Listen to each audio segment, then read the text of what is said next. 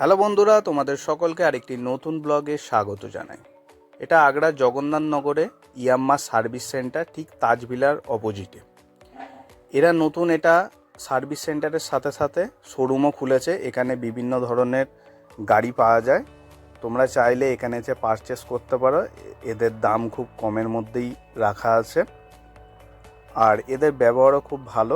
আমি ফাইনালি 4 ঘন্টা অপেক্ষার পর আমার গাড়ির সার্ভিস শুরু হয়ে গেছে। এখন সামনের চাকা খুলে গ্রিস ফ্রিজ হ্যান ত্যান এগুলো হচ্ছে এবং ব্রেকিংগুলো দেখে নিচ্ছে। এরপরে আমার পেছনের চাকার খুলে চাকার ভেতরে ওয়াশ করে দেবে এবং এর সাথে সাথে ব্রেকিংগুলোও দেখে নেবে।